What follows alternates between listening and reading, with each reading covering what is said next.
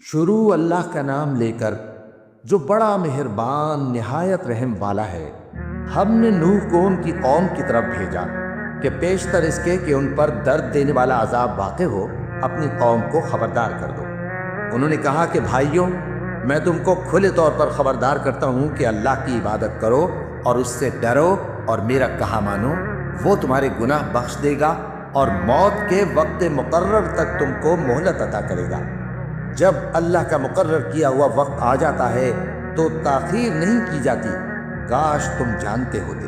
جب لوگوں نے نہ مانا تو نوح نے اللہ سے عرض کی کہ پروردگار، میں اپنی قوم کو رات دن بلاتا رہا لیکن میرے بلانے سے وہ اور زیادہ گریز کرتے رہے۔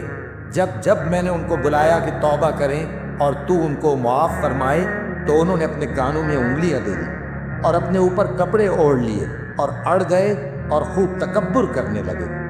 پھر میں ان کو بلند آواز سے بھی بلاتا رہا، پھر علانیہ بھی اور رازداری سے بھی سمجھاتا رہا۔ پھر میں نے کہا کہ اپنے پروردگار سے معافی مانگو کہ وہ بڑا معاف کرنے والا ہے۔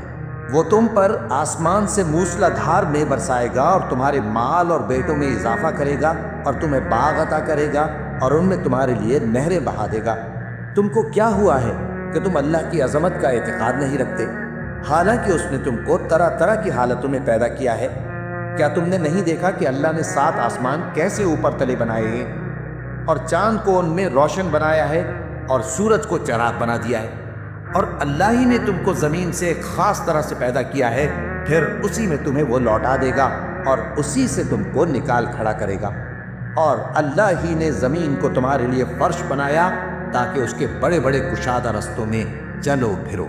آخر میں نوح نے عرض کی کہ میرے پروردگار، یہ لوگ میرے کہنے پر نہیں چلے اور ایسوں کے تابع ہوئے ہیں جن کو ان کے مال اور اولاد نے نقصان کے سوا کچھ فائدہ نہ دیا، اور وہ بڑی بڑی چالیں چلے اور کہنے لگے کہ اپنے معبودوں کو ہرگز نہ چھوڑنا، اور ود اور سواع اور یغوث اور یعوق اور نصر کو کبھی نہ چھوڑنا۔ اور اے پروردگار، انہوں نے بہت لوگوں کو گمراہ کر دیا ہے اور تو ان ظالموں کو اور زیادہ گمراہ کر دے۔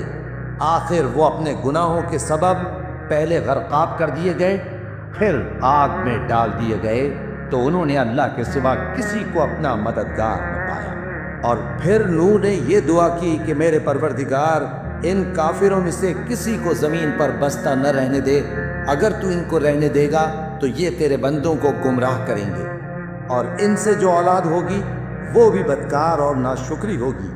اے میرے پروردگار، مجھ کو اور میرے ماں باپ کو اور جو ایمان لا کر میرے گھر میں آئے اس کو اور تمام ایمان والے مردوں اور ایمان والی عورتوں کو معاف فرما، اور ظالم لوگوں کے لیے اور زیادہ تباہی بڑھا۔